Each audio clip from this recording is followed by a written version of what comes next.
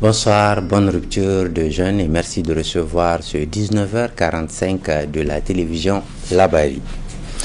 Après 2 années de gestion du pouvoir d'État, c'est l'heure du bilan de la Renaissance Acte 3. Ce soir, la rédaction de la télévision Labari tend le micro à Moussa Sedikou de l'ONG EHPAD Niger. Il est question avec lui d'évoquer la politique éducative du président de la République, Mohamed Bazoum, après deux ans après son accession à la magistrature suprême. Condensé de cette réaction avec Boubacar Ibrahim et Halidou Bourema. Après des années passées aux affaires de l'État, les actions du président Bazoum continuent d'être appréciées et dépréciées secteur après secteur. Faisant lui une analyse rétrospective de la politique éducative de Bazoum, notamment concernant la petite enfance, Sidikou Moussa regrette la persistance des classes en paillotte et déclare qu'il reste encore beaucoup à faire. Du point de vue, en tout cas, éducation de la petite enfance, il y a encore beaucoup de choses à faire.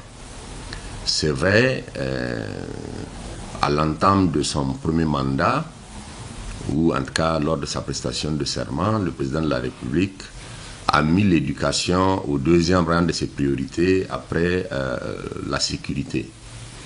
Je pense que vous parlez de la petite enfance, il a été clairement dit ici, au regard des incendies à répétition, que l'État doit arrêter la construction, et même les partenaires, des classes en paillotte.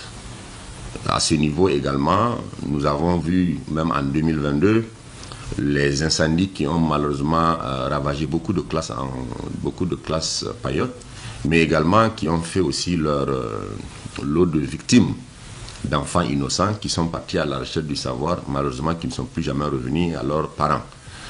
Le coordonnateur de l'ONG EHPAD Niger regrette aussi la contractualisation à outrance et les conditions de vie des enseignants qu'il estime doivent être améliorées pour un enseignement de qualité. Malheureusement, on constate que la contractualisation continue, c'est toute chose qui a été quand même décriée. On constate également qu'au niveau, en tout cas, des recrutements, il y a aujourd'hui, en tout cas, un ralentissement des ambitions qui étaient initialement affichées. Et je crois comprendre qu'on a, en tout cas sur le terrain, plus de 110 000 enseignants contractuels. En plus, je pense, de titulariser ces enseignants-là, il faut également revoir les conditions de vie de ces enseignants-là. Moi, je pense que le Niger a atteint un stade où aujourd'hui, si on veut améliorer la qualité de l'éducation, il faut donner un statut particulier aux enseignants. Vraiment revaloriser la fonction enseignante. Revaloriser la fonction enseignante passe nécessairement par leurs conditions de vie et d'existence. Je pense qu'aujourd'hui, quand on voit comment est-ce que les enseignants contractuels peinent devant les bureaux de la poste à percevoir leur pécule, c'est vraiment pathétique. C'est un salaire, c'est un droit. On n'a pas besoin, en tout cas, de se lever à 5 h du matin pour aller se mettre dans un rang, comme si on va en consultation chez un médecin spécialiste. S'agissant de la politique pour le maintien de la jeune fille à l'école, Sidikou Moussa dit que Bazoum a perdu de vue les villes et les localités qu'il fallait prioriser. Dans le cadre de la rétention, ou en tout cas la protection des filles dans le système éducatif, un des engagements forts également, c'est la construction des internats. Bon, on constate quand même qu'il y a eu un début de démarrage, mais l'élan tel que nous l'avons souhaité n'est pas celui-là. Je pense qu'on aurait souhaité quand même des régions comme Tillabéri, comme Difa, qui sont affectées en tout cas par l'insécurité, que ces internats-là commencent là-bas. Mais on a pu constater quand même qu'il y a eu des internats dans la région de Zender, dans la région d'Ottawa.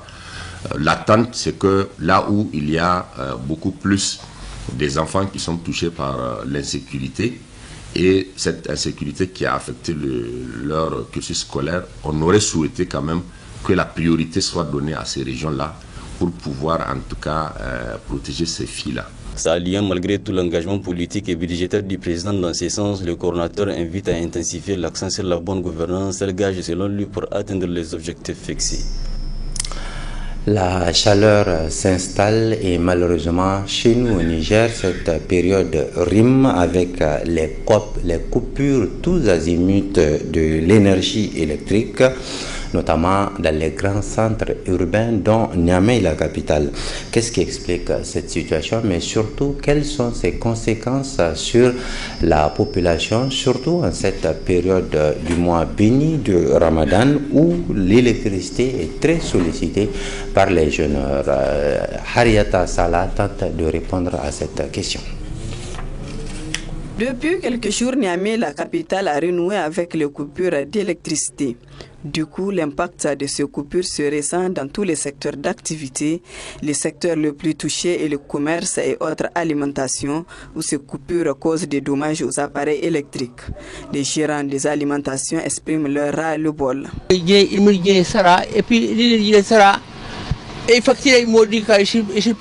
Avec les coupures répétitives, nos produits se gâtent. Nous roulons en perte et la Nigélec nous amène des factures avec des montants élevés. L'un de mon congélateur est présentement en panne. Je l'ai réparé à 3 reprises.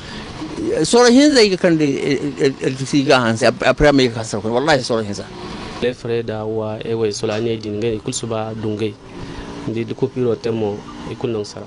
Les produits laitiers que nous vendons se gâtent facilement dès qu'il y a coupure d'électricité.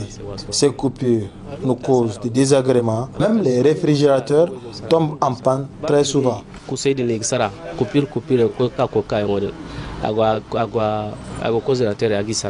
En cette période de forte chaleur, la situation électrique est très surchargée sur les réseaux électriques, ce qui conduit certainement à des coupures ponctuelles. Ces gérants des boutiques doivent prendre donc leur mal en patience, car le Niger est un pays dépendant en électricité. Parlons religion avec la révision à la baisse du tarif Hajj 2023. Cela s'est passé cet après-midi même au cabinet du ministre du Commerce qui est à l'origine d'un arrêté pour la circonstance. Il y avait également les agences de Hajj et Umrah ainsi que les associations de défense des droits des consommateurs, mais aussi le COHO. Cet arrêté qui vient modifier le prix du Hajj à hauteur de 345 107 francs de baisse. Faisons le point avec Soumana Adamou. L'ensemble des acteurs impliqués dans l'organisation du Hajj se retrouvent ainsi autour du ministre du Commerce pour échanger avec lui sur des aspects relatifs à l'édition Hajj 2023. De prime abord, le ministre Al-Kash Alada a tenu à faire une bonne annonce à l'assistance et au-delà à l'ensemble de la Oumma islamique nigérienne relativement à certaines prestations en terre sainte. Les prestations qui étaient de 5200 riyals, qui correspondaient à 933 816 francs CFA, sont ramenées à 3278,50 riyals, soit 588 753 francs CFA. Un autre petit changement concerne l'assurance pèlerin qui était à 29 riyals et qui est ramené à 28,75 riyals. Donc ce qui fait que il y a pratiquement un montant de 345 107 francs de baisse par rapport à l'annonce initiale.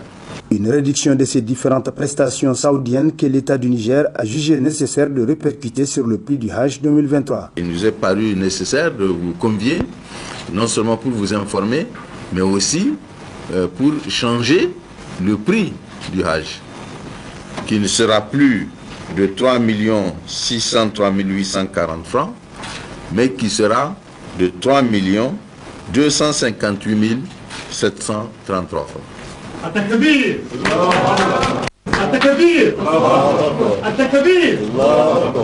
Donc vous voyez, par la grâce de Dieu, donc, nous avons cette modification qui est une très bonne nouvelle qui vient en plein Ramadan.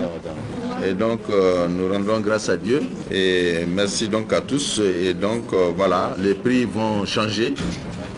Évidemment, cela donc va se répercuter. Il y a un certain nombre de personnes déjà qui ont commencé à payer, donc à verser.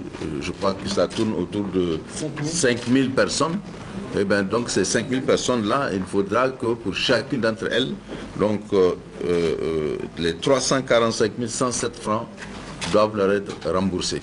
Pour une bonne nouvelle, c'en est une qui vient ainsi d'être annoncée aux futurs pèlerins nigériens, qu'Allah facilite le restant des préparatifs et organisations dans l'accomplissement de cet important pilier de l'islam. Nous sommes dans la deuxième décade du mois béni de Ramadan et ce soir, la rubrique Ramadan de la télévision Labari s'intéresse au comportement du jeûneur. Quel doit être ce comportement? C'est la question que nous avons posée à Oustaz Mustafa que je vous invite à suivre. Le comportement du bon jeûneur, d'abord, c'est de s'abstenir, n'est-ce pas, de parler pour ne rien dire, de faire le colportage, de faire la diffamation alors que tu gênes. Donc c'est vraiment de lire le Coran, que le Coran soit vraiment ta langue, ta causerie et pas plus, ou les zikr, ou autre chose vraiment d'adoration d'Allah subhanahu wa ta'ala. Ça c'est le premier comportement qu'on veut. Ensuite, t'abstenir sincèrement, et là bien sincèrement, de manger et de boire tout ce qui est solide qui va tomber dans ton ventre. Même si c'est un bonbon, même si c'est une menthe, il faut éviter de les prendre, de s'abstenir, de lever de l'aube jusqu'à le coucher du soleil, de s'abstenir de boire, d'être trop fréquent dans les mosquées, d'être trop assidu, d'être très actif. Tu lis le Coran, tu fais les zikr, pas coucher dans les mosquées, pas, je ne sais pas moi, pas de paresse, pas de trucs. Ça, c'est la personnalité d'un jeune. Et il ne faut pas beaucoup trop verser les salives, ou bien parler des choses, ou bien écouter les choses qui ne sont pas bonnes, ou bien regarder même ta propre femme, même tes filles, même la femme d'autrui. Il faut éviter d'utiliser les yeux, parce que les yeux aussi gênent. C'est dit en islam, les yeux gênent, les oreilles gênent, l'organe des sens, il gêne. Si tu touches quelque chose qui va te donner une certaine sensation, ton gène est blessé. Il peut ne pas être exaucé.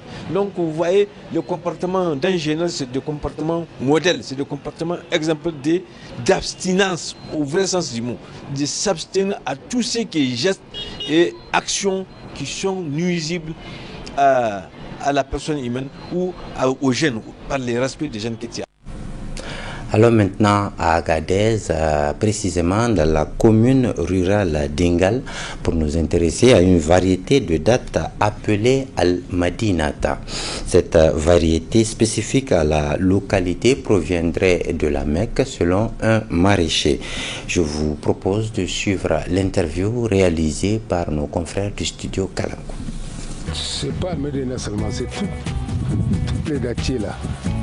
S'il n'y a pas eu de marais, ça ne produit pas. Ça donne 2-3 noyaux au lieu d'un seul. L'origine de ces dates, c'est de la Mecque. Les raisons même qui ont poussé à ce que ça vienne ici, c'est au pèlerinage d'Askia Mohamed. En passant par Ingal, il a laissé des soldats fatigués. À Nozrom, à côté d'Ingal, c'est pas loin, 10 à 15 km d'Ingal.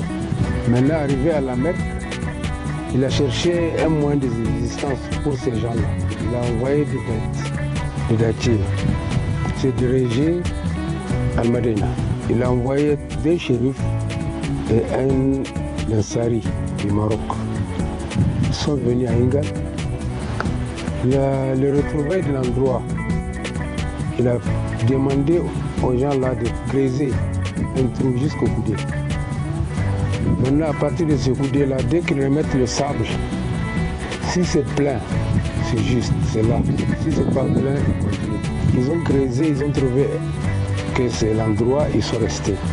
Mais quand ils sont venus, la population ne résistait pas, ils sont partis vers Azilik. Les gens ont distingué plusieurs variétés. Il y a plusieurs variétés de dattes, sauf Al-Madina. Toutes ces variétés-là, dès que vous les implantez ailleurs, vous trouvez des dattes de la même variété. Mais Al-Madina, ça ne se reproduit pas. On plante la dattier dans l'eau. Maintenant, il n'y a plus l'eau. La nappe a descendu. C'est pourquoi maintenant, ça va jusqu'à 3 à 4 ans. Sinon, avant, c'est 2 ans. Bon, il y a le couchinelle, il y a des maladies de vieillesse il y a la baisse de la nappe. Tout ça là, c'est ce qui nous fait souffrir.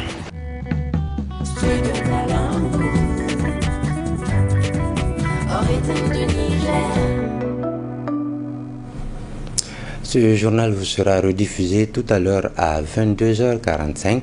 La rédaction vous donne rendez-vous demain à 7h15 puis à 12h45. Moi, je vous reviens jeudi à 19h45 pour une nouvelle session d'information. Bonne soirée Ramadan en compagnie de la télévision Labari, la passion de vous servir. À très bientôt, Inch'Allah.